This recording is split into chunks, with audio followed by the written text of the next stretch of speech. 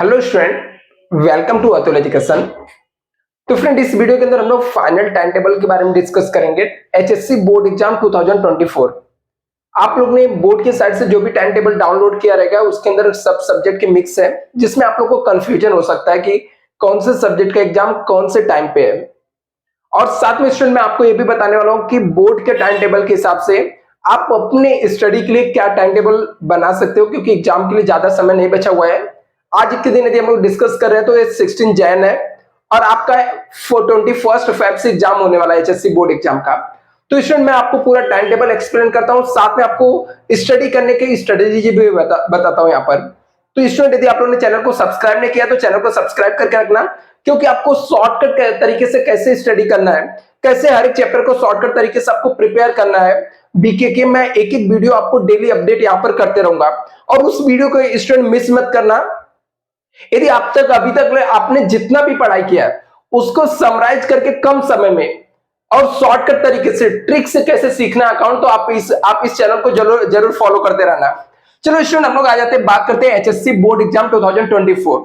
तो इसका जो एग्जाम स्टार्ट हो रहा है स्टूडेंट्स, फर्स्ट पेपर जो है 21 फेब से। कब से? 21 फेब से 2024 का। और हम लोग यहाँ पर सिर्फ और सिर्फ कॉमर्स स्ट्रीम का टाइम टेबल डिस्कस कर रहे हैं, मतलब साइंस आर्ट्स ये सब नहीं। यदि आप कॉमर्स के स्टूडेंट हो तो स्पेशली आपके लिए वीडियो है। तो स्टूडेंट वीडियो को लाइक भी करना और इस टाइम टेबल को नोट डाउन करके रखना और पूरे टाइम टेबल को अच्छे से समझो। और आने वाले अकाउंट्स की प्रिपरेशन के लिए अगर चैनल को भी सब्सक्राइब कर लेना। अभी स्टूडेंट सबसे पहला जो पेपर आपका वो आपका 21 फेब 2024 को है 11 AM to 2 PM, मतलब 11 बजे से लेकर 2 बजे तक है। तभी इसमें आपकी स्ट्रेटेजी क्या होना चाहिए? आपका सबसे फर्स्ट पेपर इंग्लिश है और स्टूडेंट इंग्लिश को बहुत सारे स्टूडेंट क्या करते हैं, शुरू के टाइम में स्टडी नहीं करते, इग्नोर करते हैं, बहुत सारी चीजें वो लोग स्टडी नहीं करते हैं। तो ऐसे में क्या होता है, फर्स्ट पेपर अच्छा नहीं जाता है। तो आपको अभी से एक स्ट्रेटेजी बनाना कि इंग्लिश के क्या करने हैं, जो भी इसके सेक्शन है, जैसा कि आपको पता है कि 4 सेक्शन में आपके इंग्लिश को डिवाइड किया हुआ रहता है पेपर। तो चारों सेक्शन के आपके प्रिपरेशन करना है, एटलीस्ट रेगुलर के 2 आवर्स आपको देना है। और लास्ट में आपको जब एग्जाम 21 से स्टार्ट होने वाला है तो आपको 17 से सिर्फ और सिर्फ इंग्लिश पढ़ना चाहिए, क्योंकि इंग्लिश सब्जेक्ट आपका पहला सब्जेक्ट है और आपका टारगेट रहना चाहिए कि इंग्लिश पेपर फर्स्ट पेपर आपका बहुत ही अच्छा जाए। सॉरी स्टूडेंट, थोड़ा ठंडी मौसम में खांसी आ रहा है। सेकंड पेपर अभी स्टूडेंट हिंदी है। सेम प्रॉब्लम स्टूडेंट फेस करते हैं जिन स्टूडेंट का मराठी के बजाय यदि हिंदी सब्जेक्ट है, सेकेंड लैंग्वेज जिसका भी हिंदी स्टूडेंट, उनको भी सेम प्रॉब्लम फेस करना पड़ता है, क्योंकि इनके लिए आप एग्जाम देकर, आपका एग्जाम खत्म कब होगा, 11 बजे से स्टार्ट होगा, 2 PM को खत्म होगा। तो आप रिटर्न आप अपने घर पे आने में आपको मोस्टली टाइम जो हो जाएगा शाम को 4 या 5 बज जाएगा। तो ऐसे में हिंदी की स्टूडेंट को पढ़ने का थोड़ा भी टाइम नहीं मिलता है। और ये दोनों बेसिक सब्जेक्ट जो है ना, यदि स्टूडेंट इसके ऊपर थोड़ा सा फोकस करते हैं, अच्छा खासा मार्क्स स्कोर कर सकते हो। आप लोगों ने देखा होगा कि हिंदी की स्टडी आपने इससे पहले कभी भी नहीं किया होगा, मतलब स्टार्टिंग में बिल्कुल नहीं पढ़े होगे, एग्जाम के टाइम 1-2 दिन पहले अपनी स्टडी किया है और एग्जाम में आपको एक भी दिन का आपको गैप नहीं मिल रहा है। तो इसके लिए स्टूडेंट आपका स्ट्रेटेजी क्या होना चाहिए, रेगुलर 1 आवर्स हिंदी का आपको स्टडी करना चाहिए। हिंदी सिंपल है बट लिखने की प्रैक्टिस ना होने की वजह से स्टूडेंट क्या करते हैं, लिख नहीं पाते। जो हमारे हिंदी मीडियम के स्टूडेंट रहते हैं उनको पढ़कर तो समझ में आता है बट लिखने की प्रैक्टिस ना होने की वजह से वो लोग लिख नहीं पाते।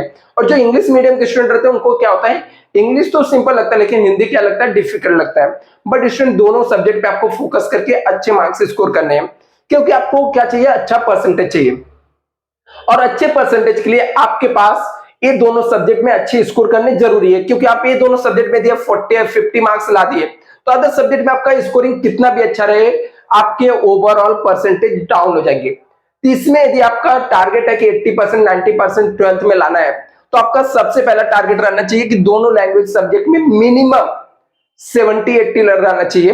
यदि आपका इंग्लिश मीडियम का आप स्टूडेंट हो तो आपका इंग्लिश में 90 मार्क्स होना चाहिए। यदि आप हिंदी मीडियम के स्टूडेंट हो आपका हिंदी में 90 होना चाहिए, इंग्लिश में 70 रहेगा, चलेगा। तो इस तरीके से आपको एक स्ट्रेटेजी बनाना पड़ेगा। उसके लिए आपको देखना कि क्या पढ़ना है, कौन से पेपर सॉल्व करने हैं, कैसे सॉल्व करने हैं, ये सब चीजों के ऊपर आपको फोकस करना है स्टूडेंट। वो भी मैं आपको टाइम टू टाइम यहाँ पर प्रोवाइड करूंगा, तो आप टेंशन मत लीजिए, जस्ट फॉलो करिए। जो जो स्टेप बता रहा हूं उसको आपको क्या करना है, सॉल्व करते हुए जाना है और कंटिन्यू करना है। इसका भी हिंदी सब्जेक्ट का भी टाइमिंग 11 AM से लेकर 2 PM है। जो प्रॉब्लम हिंदी के स्टूडेंट को वही सेम प्रॉब्लम मराठी के लिए। आपको सेम क्या करना है, यदि आपका मराठी सब्जेक्ट है स्टूडेंट तो आपका मराठी यदि सब्जेक्ट स्टूडेंट तो सेम टू सेम आपको क्या करना चाहिए, रेगुलरली हिंदी के बजाय, जैसे हिंदी के स्टूडेंट को मैंने बोला कि 1-1 घंटे हिंदी पढ़ना चाहिए, ऐसे मराठी के स्टूडेंट को हर एक 1 आवर रेगुलर बेसिस पे क्या करना चाहिए, मराठी स्टडी करना चाहिए और उसको लिखने की प्रैक्टिस करना चाहिए। और स्टूडेंट ये सब सब्जेक्ट की लैंग्वेज के जो सब्जेक्ट होते हैं एटलीस्ट 2 पेपर्स आपको क्या करना चाहिए, सॉल्व करके जाना चाहिए। प्रीवियस ईयर्स के पेपर्स में से जो ग्रामर्स के होते हैं या जो आपके इसके अपना इसका होता है नोवेल्स के पार्ट्स होते हैं, ये सब चीजें आपको क्या करना चाहिए, सेपरेटली प्रिपेयर करना चाहिए। तो तीनों पेपर का जो टाइमिंग है 11 AM to 2 PM है और 21 को इंग्लिश है, 22 को आपको हिंदी है, 23 को आपको मराठी है। तो यदि आपका मराठी सब्जेक्ट है तो आपको 1 डे का यहाँ पर क्या मिल जाता है, टाइम मिल जाता है। तो ऐसे में स्टूडेंट क्या करना है, तो ऐसा नहीं कि आपकी इंग्लिश का पेपर देकर आओ तो आप रेस्ट करो, ठीक है, ऐसा बिल्कुल नहीं करना है। आते ही आपको स्टडी स्टार्ट कर देना है। थर्ड सब्जेक्ट आता है, अभी यहां से आपके कॉमर्स के ऐसे सब्जेक्ट आते हैं जहां पर आपको आपके टैलेंट दिखाने होते हैं। आप पूरे साल भर इसके बारे में स्टडी भी किए रहते हैं, जहां पर आपको मार्क्स भी स्कोर किए करना है। तो कैसे करना है, क्या क्या चीजें आपको याद रखना है, ये सब चीजें मैं आपको बता रहा हूं यहाँ पे स्टूडेंट। तो सबसे फर्स्ट हम लोग बात करते हैं, यहाँ पे लैंग्वेज आपके खत्म होते हैं 2 पेपर, 2 पेपर मतलब 200 मार्क्स आपने यहाँ पर 200 मार्क्स का आपने क्या कर लिया, प्रिपरेशन कर लिया। अब ये 200 में से आपके टारगेट होने चाहिए 180, 170 एटलीस्ट इतने आने चाहिए ए लैंग्वेज में, यदि आप अच्छे स्कोर करने चाहते हो। यदि ओसीएम की बात करो स्टूडेंट, तो यदि आपने स्टडी किया है तो स्कोरिंग सब्जेक्ट होता है, इसमें आपको पेपर में भर भर के लिखना चाहिए। ओसीएम जो सब्जेक्ट रहता है इसका पेपर आपका 26 को है। यदि आपका हिंदी ऑप्शनल सब्जेक्ट था तो आपको 23, 24, 25 3 दिन का आपको टाइम मिलता है। इस 3 दिन के टाइम में आपके पास जो बुक है उसमें के जो इंपॉर्टेंट क्वेश्चन है वो 2 से 3 बार रिवीजन होना चाहिए। रट्टा बिल्कुल ना करें स्टूडेंट, रट्टा मारने में आपको चीजें याद नहीं रहेंगी। तो इसका पेपर आपका जो है 26 को है, तो 26 फेब को 11 AM से लेकर 2 PM में है ओसीएम सब्जेक्ट का।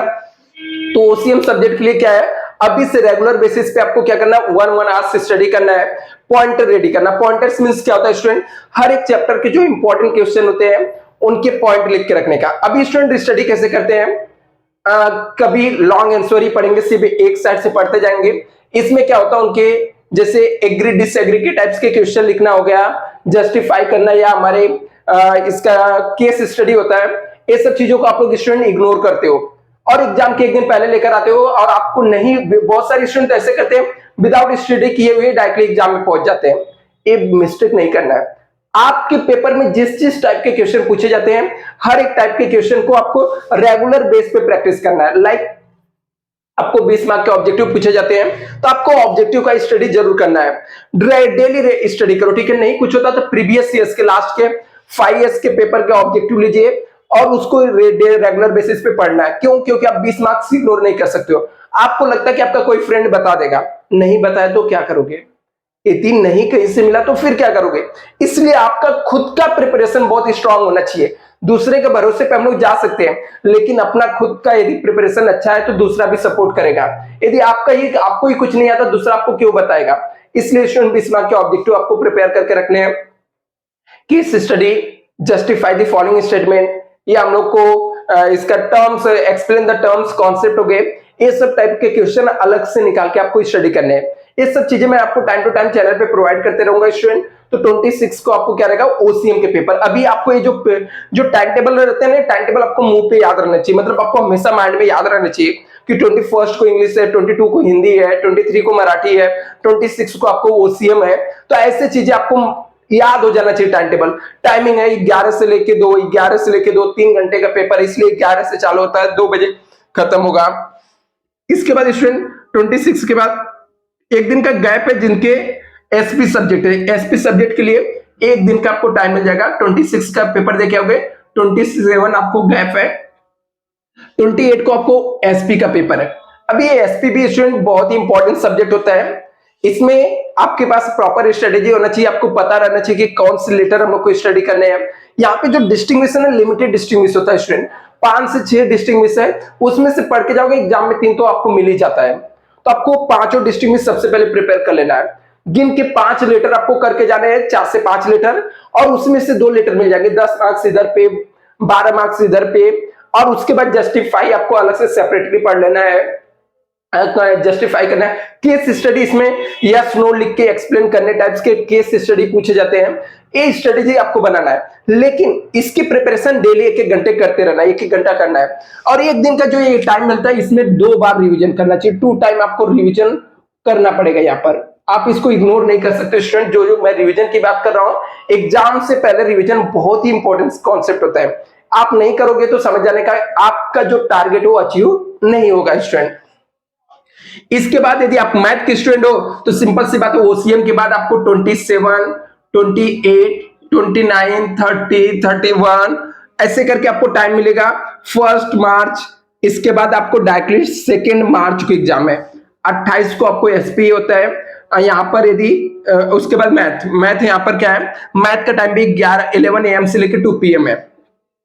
अभी मैथ क्या होता है स्टूडेंट, प्रैक्टिकल सब्जेक्ट होता है। ये क्या होता है, ये ऐसे सब्जेक्ट होते हैं जब आपको आजू बाजू में आवाज हो रहा है, डिस्टर्ब हो रहा है, तो भी आप सॉल्व कर सकते हो। और ये सब चीजें क्या मांगती है, प्रैक्टिस मांगती है। बट स्टूडेंट क्या करते हैं ना, एक ही टाइप्स के सम को बार बार प्रैक्टिस करते रहते हैं। ये भी मिस्टेक आपको नहीं करना है।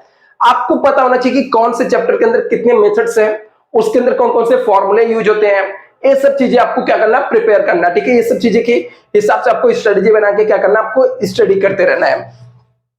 नाउ द नेक्स्ट सब्जेक्ट होता है स्टूडेंट, एसपी के स्टूडेंट के लिए काफी टाइम मिल जाता है। बीके ये जितने भी टाइम 7 to 8 डे मिलता है, ठीक है। यदि आप मैथ के स्टूडेंट हो तो भी आपको कितना, ऑलमोस्ट 5 डे मिलता है बुक कीपिंग अकाउंटिंग के लिए। ये 5 दिन आप लोग सिर्फ मुझे फॉलो कर लेना, ठीक है। 5 डे में आपको बीके में खुद करा दूंगा, यदि आपका कुछ नहीं हो के हुआ रहेगा तो भी नहीं हुआ रहेगा। और 100% स्कोरिंग के साथ, क्योंकि मैं आपको हर एक चीज का शॉर्टकट ट्रिक से आपको पढ़ा दूंगा, सिखा दूंगा कैसे आप पोस्टिंग करके मार्क्स ला सकते हो, कैसे हर एक एडजस्टमेंट आप कवर कर सकते हो। क्योंकि हमारा क्या स्ट्रॉन्ग पॉइंट्स है, बीके हमारा क्या स्ट्रॉन्ग पॉइंट्स है, जहां पर हमारा टारगेट होना चाहिए 80 आउट ऑफ 80 लाना। क्योंकि चीजें सिंपल है, लिमिटेड चैप्टर है। मैं आपको वो भी बताऊंगा कि कौन से आपको चैप्टर पढ़ के जाने हैं, कौन से चैप्टर आप छोड़ सकते हो। तो ये हमारा क्या हो गया, एक्सपर्टाइज हो गया। लेकिन इसके टाइम क्या है, अलग है। तो टाइम आपको ध्यान रखना है कि 7 तारीख के हमारा जो बीके का पेपर हो 3 PM to 6 PM है। अभी इसके बाद हमारा इकोनॉमिक्स आता है। इकोनॉमिक्स 9 को है, मतलब 7 के बाद एक दिन का गैप है, 8 को इकोनॉमिक्स है। और स्टूडेंट मैं आपको बता रहा हूं, इकोनॉमिक्स हमारा डिफिकल्ट सब्जेक्ट होता है। इसको अभी भी पढ़ना है, और मैथ के पेपर देने के बाद और एसपी वालों के एसपी के पेपर देने के बाद बीके के साथ साथ इकोनॉमिक्स का भी उतना ही एफर्ट डाल के आपको प्रिपरेशन करना है स्टूडेंट। क्योंकि दोनों ही सब्जेक्ट आपको बहुत एफर्ट डालना पड़ेगा। क्योंकि इकोनॉमिक्स क्या होता है, स्कोरिंग तो होता है बट लेंथी होता है, और इसमें बहुत चीजें ऐसी पूछी जाती है जो स्टूडेंट को डिफिकल्ट लगता है। तो आपको क्या करना पड़ेगा, इकोनॉमिक्स के ऊपर भी ज्यादा से ज्यादा फोकस करना पड़ेगा। तो स्टूडेंट ये स्ट्रेटेजी को आपको फॉलो करना पड़ेगा, और आपको पूरे टाइम टेबल याद होने चाहिए ऐसे कि आपको जहां पर भी घूमते रहो आपको मन में ऐसे याद आना चाहिए कि 21 को इंग्लिश है, 22 को हिंदी है, 23 को मराठी है, 26 को ओसीएम है, 28 को एसपी है, 2 मार्च को मैथ्स है, उसके बाद 7 मार्च को बीके है, और उसके बाद 9 को इकोनॉमिक्स है। बीके और इकोनॉमिक्स का दोनों का पेपर 3 बजे से लेकर 6 बजे तक इवनिंग टाइम में है, और बाकी के जो पेपर है 11 to 2 है, ठीक है। तो स्टूडेंट आई होप आपको इससे आपके टाइम टेबल भी क्लियर हो जाएंगे, और कैसे आपको स्टडी करना है ये भी आपको पता चल गया रहेगा। Thank you so much student.